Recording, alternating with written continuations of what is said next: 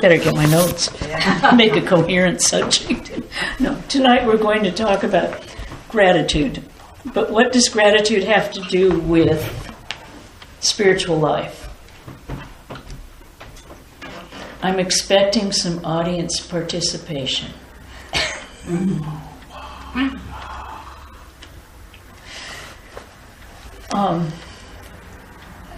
To my mind, gratitude is one of the basic precepts of spiritual life. If we accept the fact that there is a God, or is Brahman, and everything is a manifestation of Brahman, what do we have to complain about? I think that I'm going to read you the first rule of Saint Benedict. Now, I don't know if any of you are familiar with the Benedictine order, but they are used in the Catholic Church as quite a prototype of how to live a spiritual life. And Saint Benedict wrote a book, a small book, on how to, the Benedictine way, but the name of the book is We Start Again Tomorrow. Every day we start again.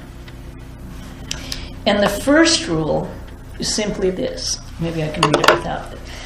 Live this life and do whatever is done in a spirit of thanksgiving. Abandon attempts to achieve security. They're futile. Give up the search for wealth. It's demeaning. Quit the search for salvation. It's selfish. And come to comfort rest in the certainty that those who participate in this life with an attitude of thanksgiving will receive its full promise. Now, doesn't this very much comply with our whole attitude of Vedanta? With the whole idea of selfless service, with the whole idea of not seeking anything for ourselves, but having everything as an offering to God. When Saint Benedict says, abandon attempts to achieve security, they are futile.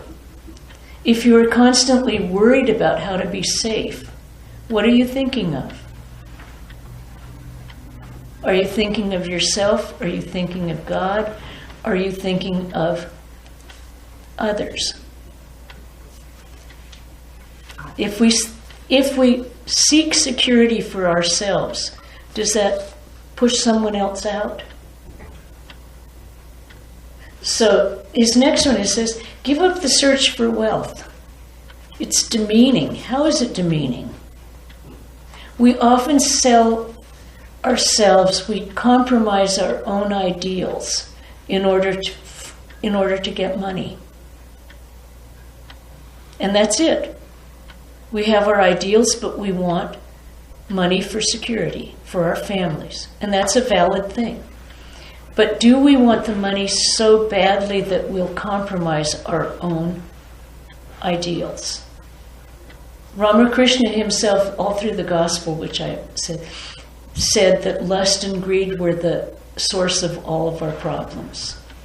Because they are manifestations of our ego.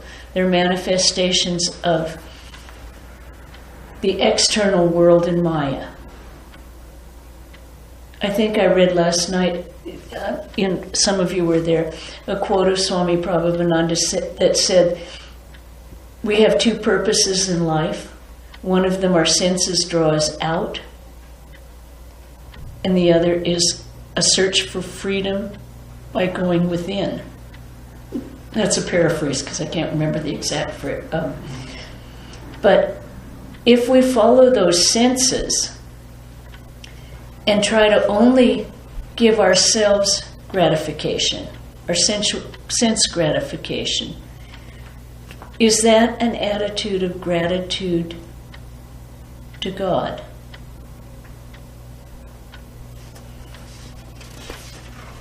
I'm going to read one other quote. Both abundance and lack exist simultaneously in our lives as parallel realities. It's always our conscious choice which secret garden we will tend.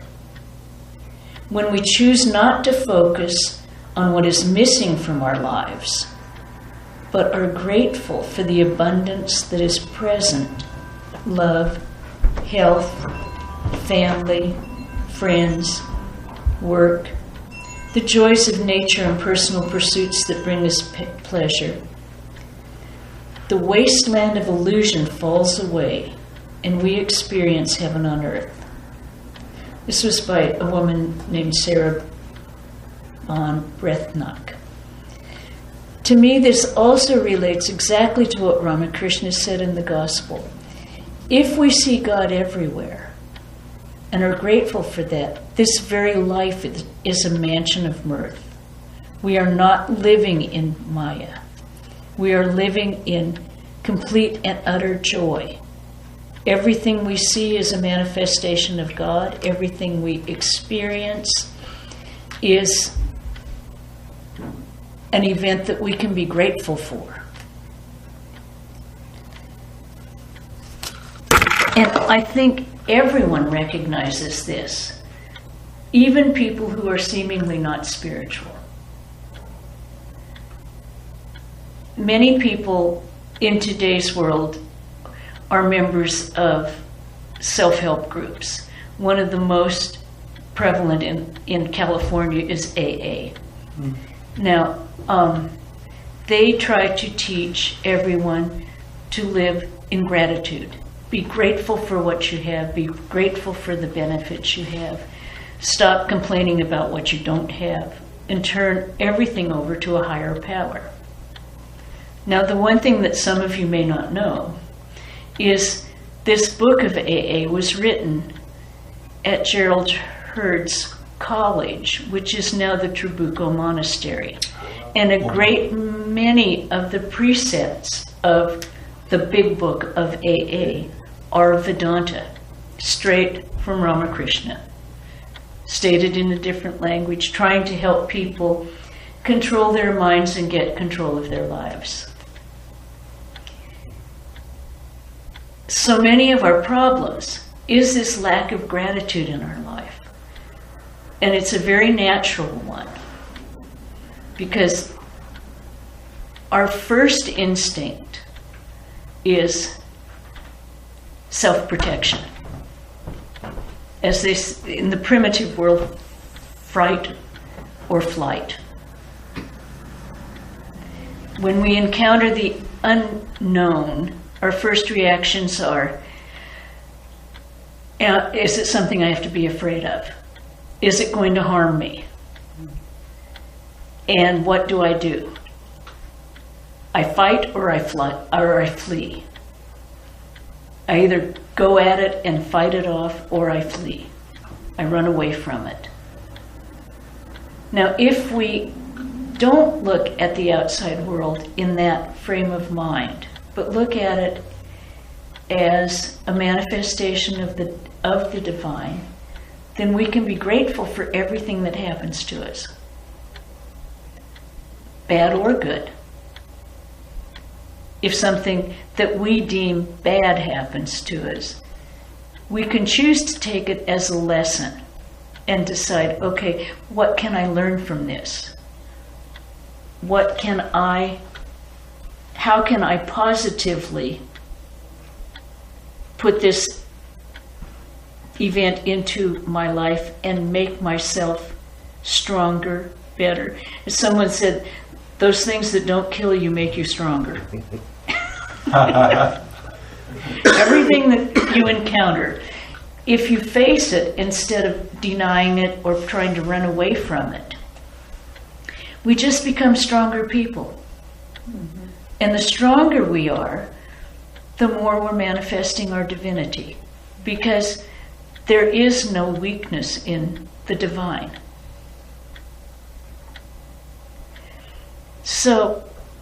But so often in this world and in our daily lives, we take for granted things. Things run by the way they're supposed to run. We take it for granted. We get up in the morning, and I'll use the center here as an example. The furnace wasn't running the night I arrived here. So we had electric heaters all around. I like my coffee in the morning. So I got up at 5:36, plugged the hot pot in, and blew the fuses. Because we had the electric heaters on to keep the house warm. Now, I took it for granted. I didn't even think that the fuse was going to blow with this thing surging. Take it for granted things are going to work the way they always work. One of our problems is we also take for granted the people that we love the most and that we're around every day. And we take them for granted. We just expect that this will happen, that will happen. They'll come home at this time. They'll behave in this way. And we forget to let them know how grateful we are that they're in our lives. And it doesn't take anything to express that gratitude. It's just kind of one of the things that I learned when I first joined the convent was part of the Indian culture is not to say thank you. Okay? And Swami Prabhupada, part of the American culture is thank you. Okay. So I was thanking him for things. I had the privilege of serving him when I first moved into the convent until he died. So one day I was giving him his lunch and he turned to me and he went, "Thank you." And I went, "Why did you say that, Swami?" He says, "That's what you Americans always say." He said, "When we're part of the family, we don't say thank you." But I kind of think both are right. I think we can rely on our family and know that they're there. But I also think it helps to say, I really appreciate that. I don't know what I'd do without you doing this for me. You know, I recognize what you're doing. It doesn't hurt to say that to someone because they can often become, we all have down periods. Everyone does. It's part of human nature. Everything will be riding along, and then suddenly something will make you sad or depressed, and you'll go through a kind of a down period. And it doesn't hurt to have the family members or the friends say, you know, you really make a difference in my life. It's always good to see you. It doesn't hurt to tell people that. It doesn't increase their egos. It just acknowledges that you're there. Aldous Huxley said, most human beings have an almost infinite capacity for taking things for granted. And I think if we look at our own lives, we realize that. Another person, Goethe, said, go to foreign countries and you'll see how much you really do have, the good things you possess at home.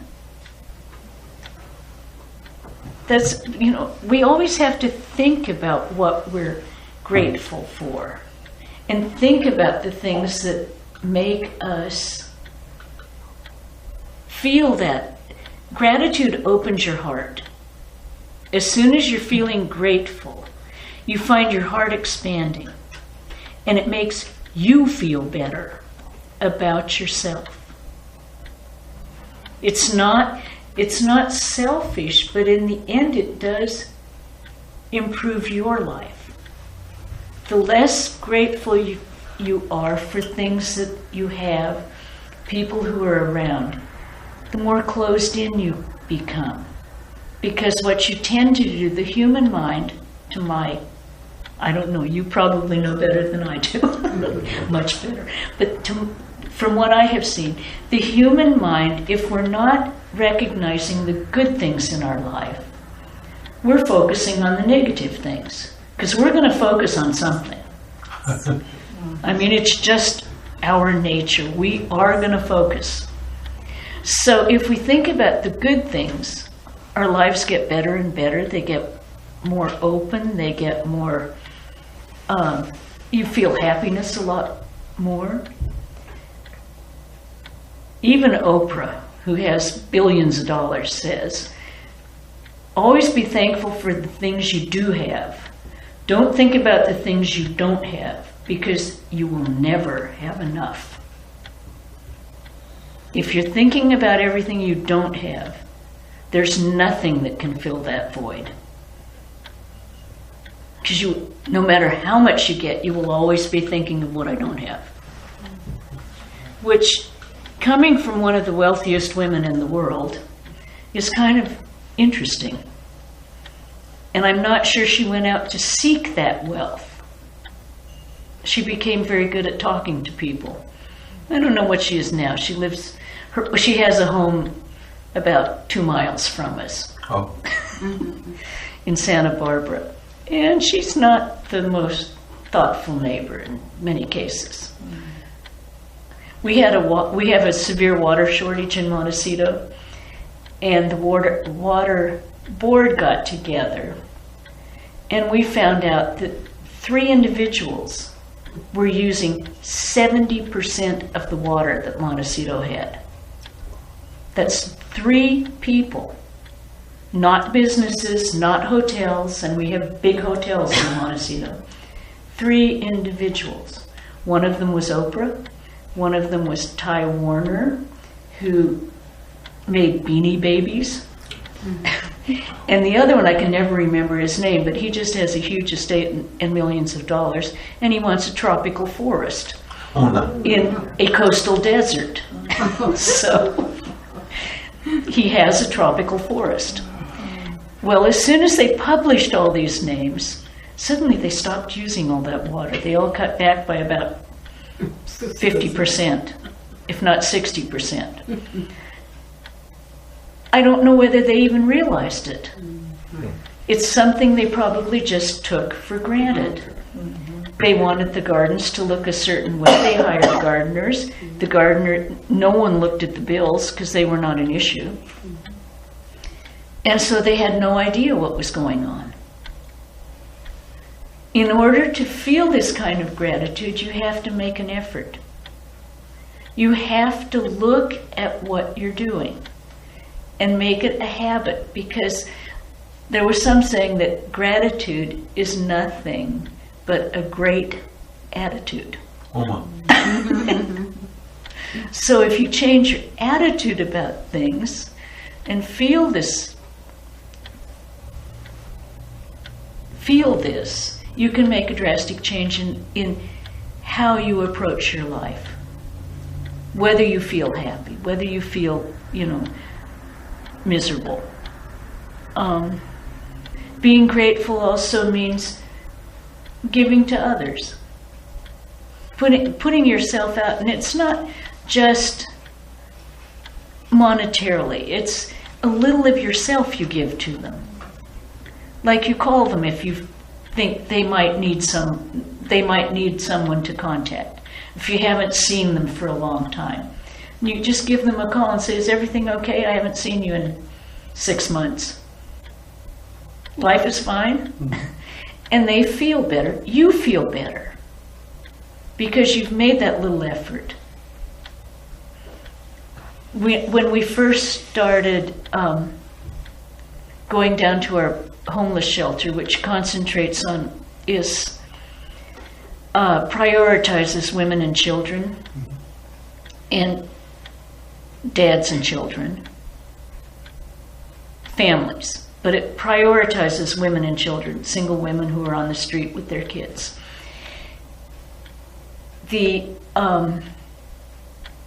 Often our devotees, we've been doing this now for over 30 years, but when we first started, everyone went down a great sense of, we will feed these people, we will help these people. And got a little pride going about it. Just a bit. We were doing something really good, and we were doing it well. And then we realized the pride just took away the joy of it. If we just went in, said hello to all of these people, made the dinner, made the lunches for the next day, did all of this, and enjoyed ourselves, and didn't think about what we were doing, the whole thing went much nicer. Much, much nicer. I mean, these are people who are simply down on their luck in most cases. Santa Barbara is a very expensive place to live. If you happen to lose your place, and quite a few of the Hispanics had doubled up in apartments, and with our water shortages and our droughts, the landlords came down and said no doubling up. So these people are working people. They have jobs, and they are productive members of our community, but they don't make enough money to get first and last together. Because to get an apartment in Santa Barbara, you pretty much need $5,000 up front. Well, they can't save that much money. So Transition House gives them an opportunity to have a safe place to live, to spend the night, and they can gather the money. And then they did some other things. They have a secondary where they teach them how to budget, and then a third, where they give them subsidized housing in an apartment house that Transition House rents, so they can get back on their feet.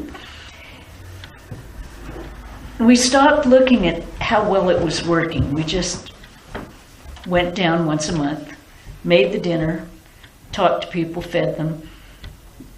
They sent out a flyer from Transition House thanking all the volunteers. It's strictly church run. Every night is a separate church. And the church goes down with their volunteers and does the thing. They said they had an 84% success rate in getting people back in their own homes with their jobs. And I was shocked, quite frankly. I thought, no, it couldn't be that successful. Because, it just couldn't be.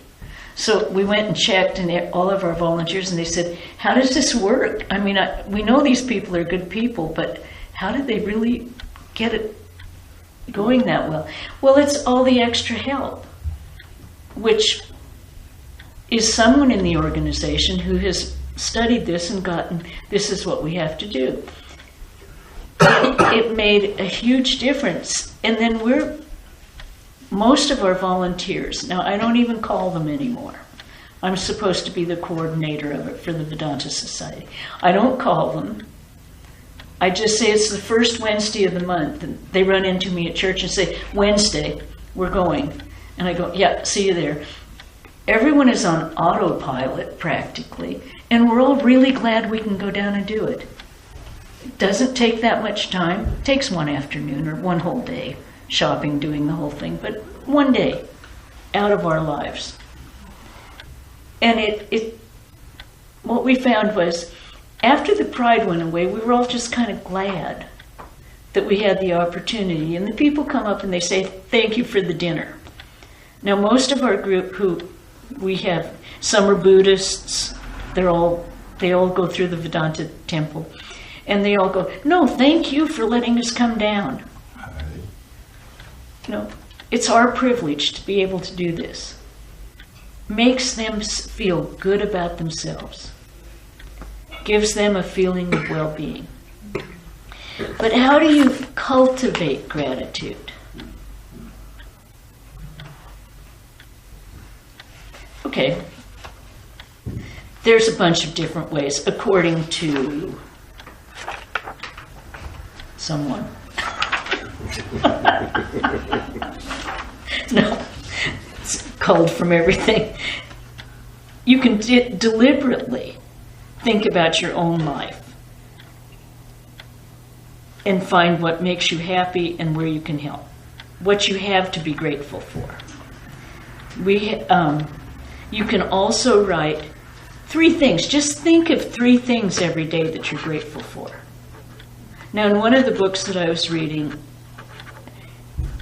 the author said, it doesn't even matter if you can think of 3 things. Because some people are so depressed they can't think of 3 things to be grateful for. The very fact that you're looking for them will make you feel better. The very fact that you're trying to find something to be grateful for will improve your life. But they go on to say you can write a gratitude diary.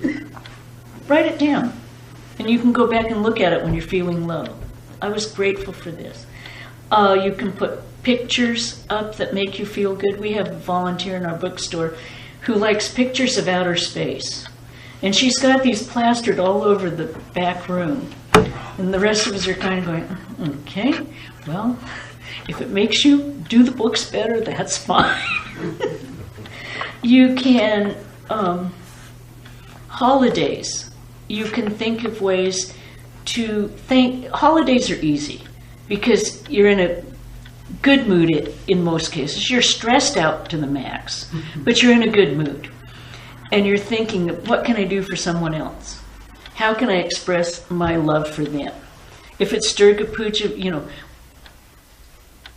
we used to give new cloth to someone on Durga Puja just because we heard we heard they did it in Bengal, and so we thought, okay, well, we'll do that. Christmas, what do? Do you go out and buy gifts frantically, or do you stay home? And we used to make what we called nanola. And it was granola that we started making for Shivaratri because you had to have a absolutely vegetarian, vegan offering for the breakfast, for the last watch. So we started making this granola. And it went out as prasad at the end of Shivaratri. Everyone went, wow, when can we get that? And so we started making it and giving it to devotees for Christmas. Then we got a little more businesslike, and we started making it for the bookstore and selling it. And we called it nanola. And now we have stopped nanola. It has gotten prohibitively expensive to make it, and we would have to charge too much. So we've gone back to, maybe if you special order, we'll make a couple batches. But think of things that you can do for someone rather than just buy something. Our next door neighbor, who is wealthy, she makes a certain kind of cookies, and she always brings to all of her friends, a small can of them. And this is her gift at Christmas. And you know that she's taken the time to think about you, to bother to buy the little cans that they fit in and make them airtight. But it means so much more to people to know that you have thought of them as you're doing something.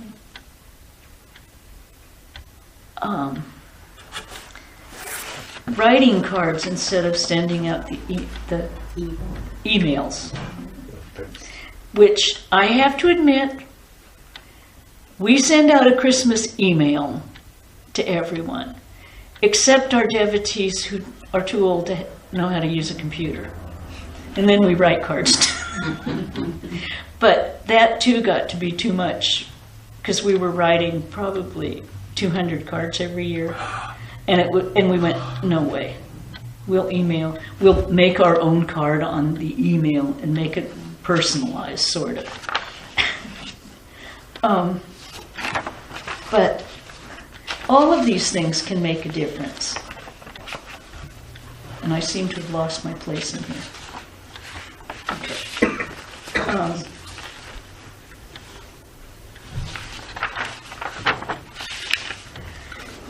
Here's some things that we can be grateful for in the United States. This was in a book by Mo Godot, who is the financial CEO of Google. and who has changed his life around. You'll hear, if you come tomorrow, you'll hear more from his book. He experienced a huge tragedy in his life and was highly successful, could buy anything he wanted, and did, and found out none of it really made him happy. He just had it. But he gave some statistics about things we can be grateful every day for.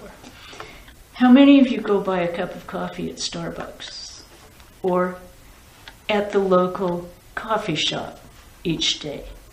And how much do you pay for it? You pay $2.50, $4.49, $4. 3 billion people in the world live on less than $2.50 a day. 3 billion.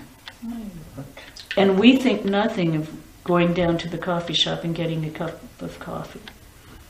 1.3 billion live on less than $1.25. That's their whole life, a day. 783 million people don't have access to clean water. Another thing we just turn on the faucet and take for granted. We had a huge comeuppance in Santa Barbara, Montecito. We're not even in the Santa Barbara Water District. We're out in what they call the county. And in a very, very wealthy community called Montecito. So they called a meeting of everyone in Montecito. We went down, and they were telling us, this was in March of 2014. They said, if everyone does not cut back 25% on their water use, we will have no water by August. Now, how many of your minds can take that in? Ours couldn't. No water? You mean when I go to the tap, nothing's going to come out? And these are all really good, nice, thoughtful people. First thing they thought of was, we'll float a bond. And the water district said, no, there will be no water. That's it. We all have to cut back. And everyone just sat there. I mean, we all sat there like, what does that mean?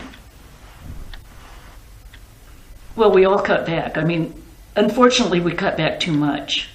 The entire community cut back by 40%. So they had to raise the rates to make up the difference in the income, the operating expenses. So we're all paying higher amounts for less water. We're all on water rations. And they took the amount of water we'd been using and automatically rationed us down 25%. So it's really just like the people who had been conserving water were punished because they got less than they could possibly get along with. And the ones who had been wasting water still had big allotments. So, I mean, it's been a real semi-water war. But we did learn, you are grateful for every drop of water you have. Now, the other thing, here in the United States, and I know you have the problem here, 750,000 people are homeless in big cities. That's not the small cities all over the U.S. That's only in the big cities where they take censuses. But these things are things that we have to be grateful for every day.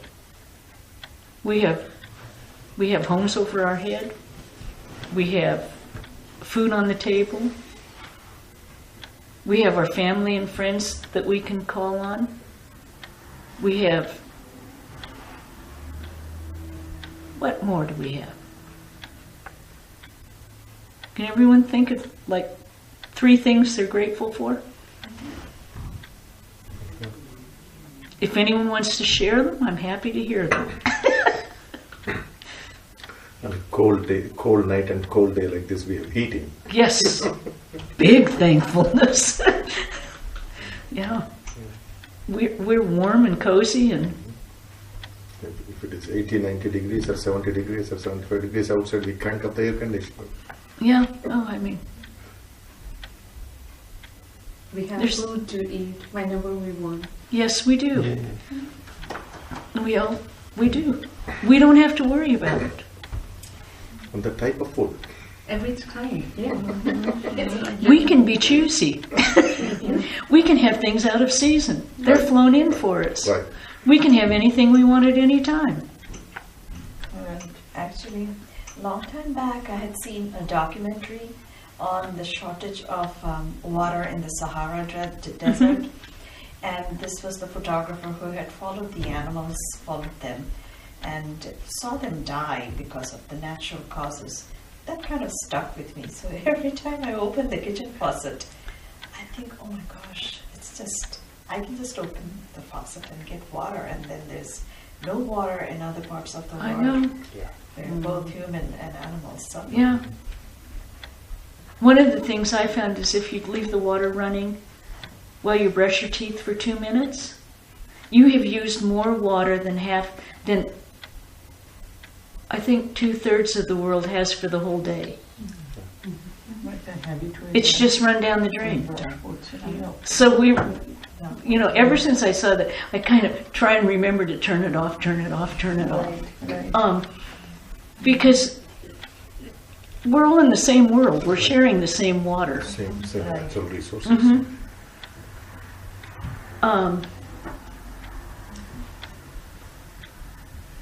This is another.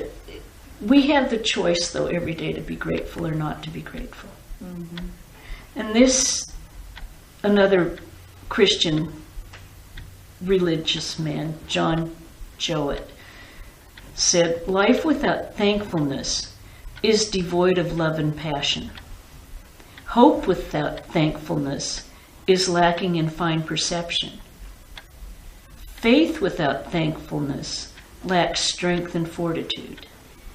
Every virtue divorced from thankfulness is maimed and limps along the spiritual road." That made an impression on me, because I thought, we do take everything for granted. We tend to. It's our natural. We go along with our lives and we just take things for granted. But to make a conscious effort to be thankful for what we have strengthens every aspect of our life.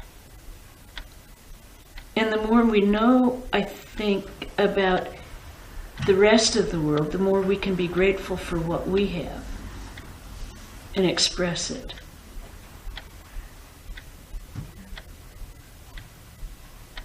Okay, another person, I think it was Mogot, said how to cultivate it each day, and it's a really simple thing. It's kind of like getting up and meditating. You close your eyes, think of 3 things you're thankful for. Think of 3 people you're thankful for in your lives. Think of 2 goals, big or small, that you'd like to achieve next month. Tell yourself you can do it. Tell yourself that you can do anything. And picture what would make you happy, where you would be the happiest.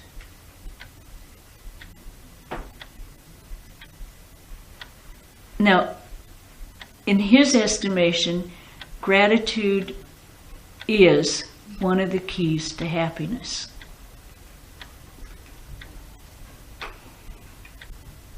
And I'll tell you what happened. He was living a very, very successful life and was in Dubai. As he said, I could buy any Rolls Royce I wanted. I bought 2 of the most, the least accessible one, and he said, I just had them sitting out front. They didn't make me happy. They were just there, and I owned them. So his son, who was 21 years old, went in for a minor surgery, they made a mistake and he bled to death. Right there on, yeah. And here he was, he said, I had everything in life. And my son that I adored was dead before I could even know. Unexpected, anything. And he said, then he looked at his life and he said it was no one's fault, it was a mistake. No one, it was not anything. He said, but I could have chosen to sue the hospital, sue the doctors, go through life, why me, why me, why me, why did this happen to me, what did I do? And he said, but my son had been happy and got along with people, and I decided that I would pursue his way of life and think about how I could emulate this and share it with other people. So he attacked it like an engineer. He went through and he delineated what we aren't, what we aren't, what we aren't, and wrote a book called Solve for Happy, and it's almost like reading a science book. It's also sort of like reading Patanjali's yoga aphorisms, but it's in a much more accessible language for today. And he has made it highly interesting. But, as I say, Patanjali's yoga aphorisms tell you how to control your mind and how to change your life. This tells you about exactly the same thing. Different language. The Power of Now tells you about the same thing. All of them say the same thing. Live a moral life, be truthful, take a look at your mind, discriminate, be grateful for what you have, see God in everyone. Okay? We know this. We have to find the one method that speaks to you. Now, I'm willing to have any method speak. We have Vedanta, which is beautiful. It tells us, it gives us how-tos on everything. I mean, Swami Prabhupada even named his book, his translation of the Yoga Aphorisms, How to Know God. It was one of the first how-to books. It's perfectly explained. Sometimes the language puts people off. The Sanskrit. They don't understand and they feel like, well, I don't really know what that means. But we have all of these things available to us these days. And as the Dalai Lama said, happiness is the best thing you can do for the planet. To be happy. Now, tomorrow we'll talk about happiness, but when I said I was going to talk on happiness, everyone said, well, that's kind of sounds frivolous. And I thought, is it? Is it a goal? Is it a frivolous goal to be happy? I mean, does that mean you're not taking life seriously? Or are you taking life very seriously and deciding to enjoy it, to be happy in it? It's an interesting idea to think about. And I think if there's any questions, you can ask questions or make comments now. I'm happy to have any input. Okay? Come on. Alina, run the microphone. Oh. It's a comment, and I would like you to comment on that. So, I think gratitude is something which is you can instill it in children. You know, it can start at a very early age, but it has an age factor, because as we accomplish things in life, we become more and more aware of what we don't need anymore, and what we realize what we have. So age and socio-economic status, I think they play a big role in the gratitude part.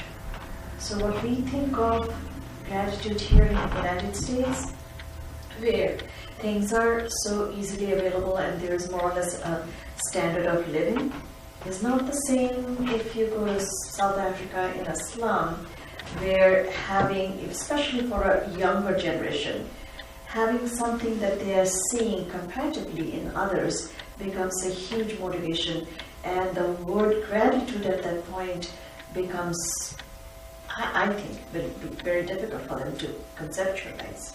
I think that's very true. But I think that, I will say, I think it's probably true of the majority of people. Mm-hmm. Nelson Mandela is one of my heroes of this century. And you think of how long he spent in jail in South Africa, and he did not resent it.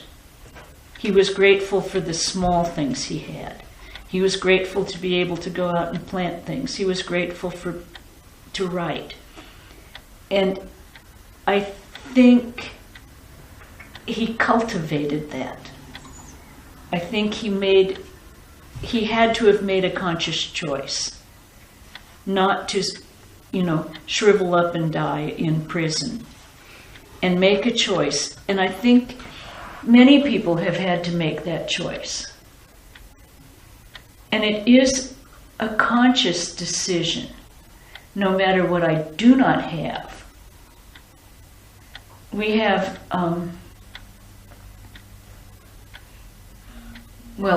our gardener and his family, we moved them into a house that we rent because we were afraid they were going to leave town because they couldn't afford it anymore. So we charged them rent. But it also put his children in a very exclusive school district. We have talked to him for years. He's worked for us now for 20 years, over 20 years. Very, very intelligent, can do almost anything. And we kept saying, you can make more money going somewhere else. You can have a better life for your family. And he says, no, we are grateful for what we have here. Now he's in a school district that the parents pay for almost all the extracurricular. And he doesn't make much money from us. I'll tell you right out, he does not. And what he has done with his children, he has talked to them every day. He says, now, there's a big difference, Mia, between what your mother and I make and what the other parents. These children are going to have much more than you have. And if you're uncomfortable with that, we'll do something else. But this is just the way life is. They have much more. And his children now have worked very hard, gotten scholarships to the top private schools in Santa Barbara. One of them just got into Chapman College with almost a full scholarship. And they're just happy little kids. So I think you can look at life squarely and not look outside. Look at what you do have. They have loving parents who are right there, always there for them. They have food on the table. They have a nice place to live. We used to laugh. All the parties for the extended family were across the street because I think they were the only ones with a yard. But, and it's happy. It's happy music. It's happy. We go over to the parties. We did the quinceanera with Melissa. I don't know if you know that much about Hispanic culture. 15 years old, the girls get to dress up in formals, and we have a big coming-of-age party on their 15th birthday, and it's called their quinceanera. You know about it. Yeah. So, everyone celebrates when they're 15. So, and they spend hundreds on the dresses. So here was Melissa in a beautiful pink formal and her high tops sneakers. And we went, what? She said, well, I have to be able to run around. Smart. But I do agree, it's much more difficult if they're looking outside of themselves and putting up constant comparisons of what they don't have. That's the part that makes gratitude impossible. So that's where the age factor also comes in, right? It helps to be older. I think you get tired. But no, I've seen many young people who have a self-confidence that they don't feel that they have to have everything. Well, like Melissa when she was 8 and she had just started at this school where everyone had everything. And she came home and her parents had said, what would you like for your birthday? I want an MP3 player. No. Yeah, and her dad came over and he says, what do I tell her? I said, what is it? He said, I don't know. And I said, well, send her over. And Melissa came over and I said, what do you want for your birthday, Millie? I want an MP3 player. I said, what does it do? I don't know. And I said, well, if you don't know, why do you want it? Everyone has one. And I said, but what good does it do if you don't know what it does? And she says, yeah, I don't know. So, I mean, yes, we get caught up in what everyone has. But she understood pretty quickly that it really didn't mean anything to her. She wouldn't know what to do with it. And I think another thing, phones. Oh my God, the iPhone 10 came out and they sold out in the first 4 hours. It's $1,000. And it's got glitches in it. Lots of glitches. Now, why would you want one? Because the Joneses have it. Yeah. And it might do something more than my 6 does. Of course, I don't know how to use my 6. Yes. I probably only access 1/100th of it. And Hari had to fix it today. And so, why do I need more? Right. It's doing it. I can call on it. I can email on it. And now I can Instagram on it. Wow. As of today. You're ahead of us. But do I need more? I can text. I love texting. And that's a really bad habit to get into. I know this. Because the reason I text is because I don't really want to take the time to talk. So I do a quick text. And I think, but that's really distancing me from my friends. If I really wanted to contact them, I would get on the phone, call them, and talk, or go over and see them. I like to hear the voice.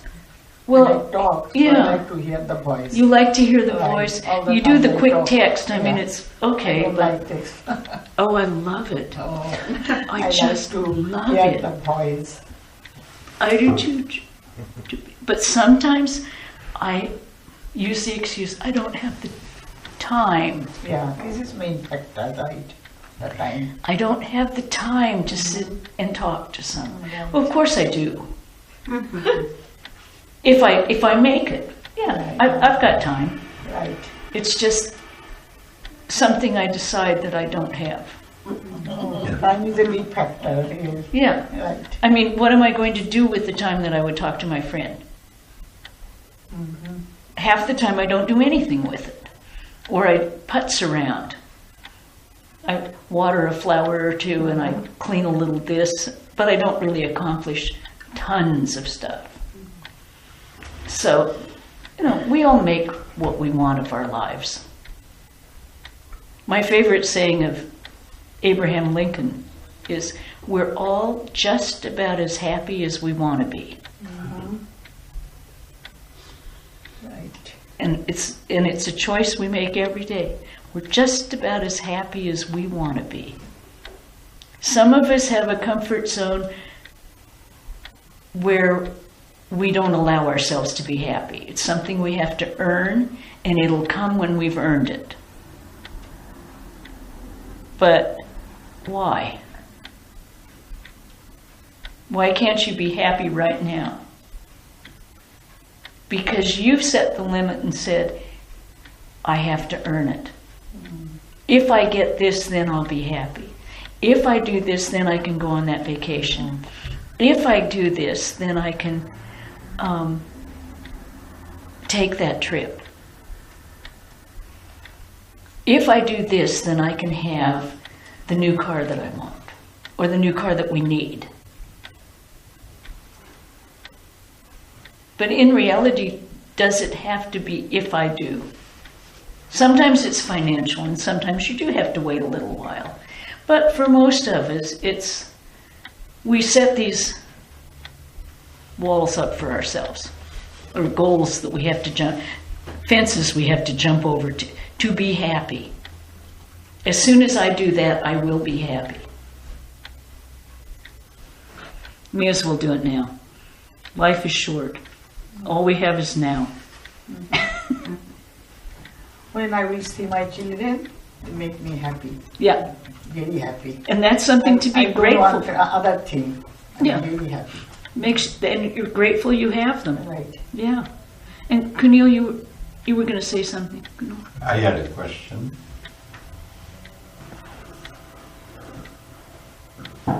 As I become older, this is happening more, and it will happen a lot more.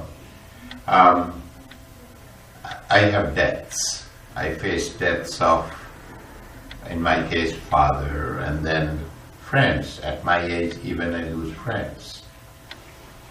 And people I respect. I mean, in this community itself, in Pittsburgh, I have lost several of my, what I call older brothers. Mm-hmm. It is extremely hard for me to be grateful for that. And I know in some Vedantic, and there are several ways, as you were talking yesterday at Carnegie Mellon, there are all these ways you could pull Jnana Yoga and say everything is Maya anyway, and Bhakti Yoga and say it is all God's children, God gives, God takes away, or things like that. But for me it is still very intellectual. If there was a recipe, I would be so grateful.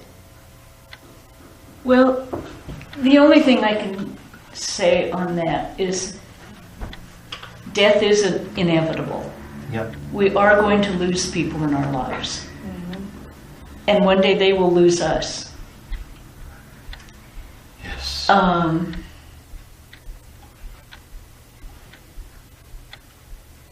I truly thought that I would not survive Swami Prabhavananda's death because he was everything. But what I found was, if I remembered all of the things about him, he was alive in my life. And I remembered the good things and the bad things. And I laugh about the bad things now because they were all good in retrospect. But I think we can all keep that connection by remembering the good things. Remembering all the time we had with them and being grateful that we had all that time. Because how would we feel if we didn't have the time with them? However long or however short. There would be a great void in our life without that association. So if we can use that and consciously do it, remember the good times. Don't think about the guilt I should have done this, I shouldn't have done that. Don't do that, because should have and should don't exist. What happened, happened. We don't have to feel guilty about maybe if I had, or if I could have. It didn't happen. You're dealing with events and occurrences. If I had only. No. Think about when I first met him. I walked into a living room and he had this big smile on his face and he was reading the paper. And we did not once mention spirituality or religion or God. And I was just like, I really want to be here. And I was lucky. I was lucky. I had good karma. I had the grace of whatever. I was between jobs. So I had the opportunity to apply for a job in Santa Barbara and move down. I met him in June, and I moved down by September because I got a teaching job. Very close. So, I mean, why do I have to remember the last years when he was, the things, if I had just met him earlier, I would have had more time with him. No, I had the time I had and I was really blessed. Really blessed. And if I remember that and think about that, concentrate on all the good things and the time I did have, then I'm not unhappy.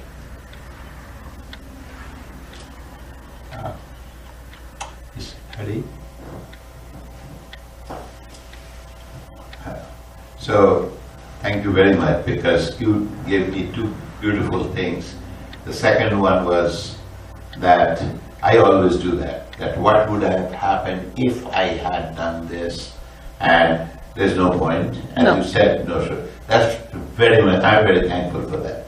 And the other one which you said, people often tell me, and I somehow refuse to do that, is called count your blessings. The fact that I did have this time. Yeah, you have that time with them. Yeah. What And would they have happened? enriched your life immensely. Thank you so much. So, Pranam. yeah, Pranam. if we can, they're easy things. We just have to consciously make the choice when we start to go, what would happen if they were da-da-da-da? Well, they're not. But we still have so many blessings in our life. That's true. Yeah, That's true.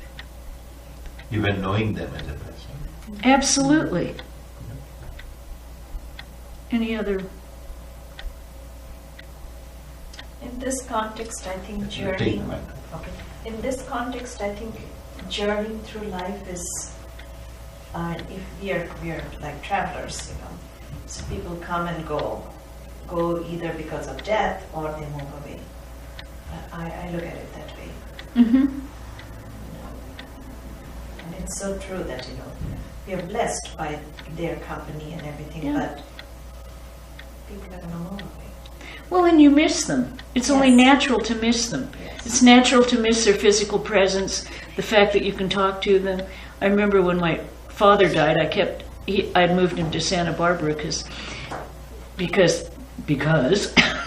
Yeah. I was an only child and that was it.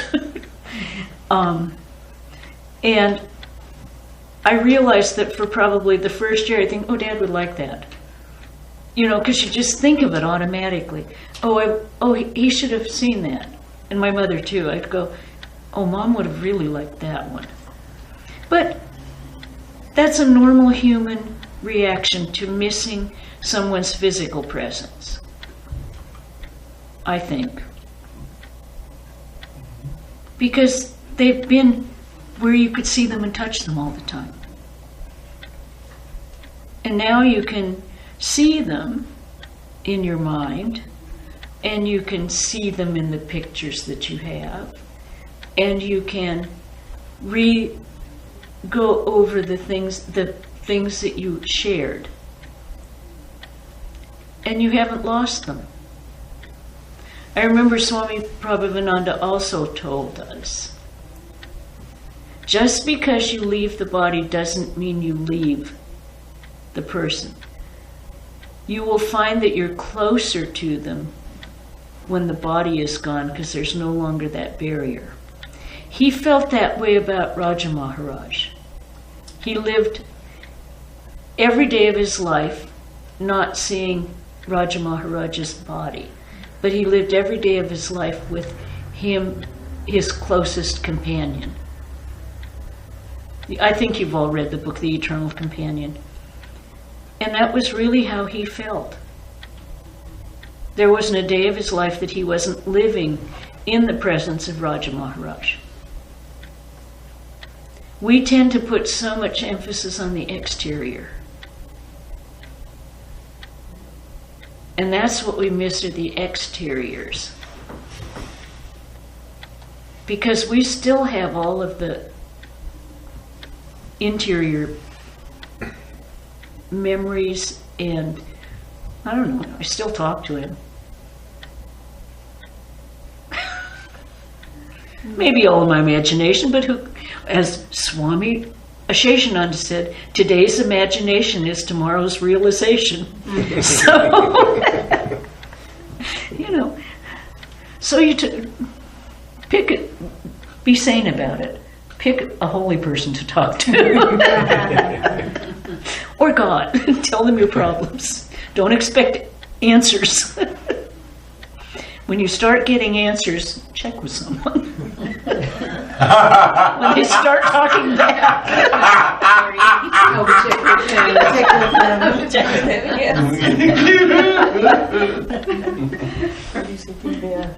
But, yeah. So, I think we'll finish then. So it's almost 9 o'clock. You've been here very patiently doing this. And thank you so much for inviting me here. Thank you.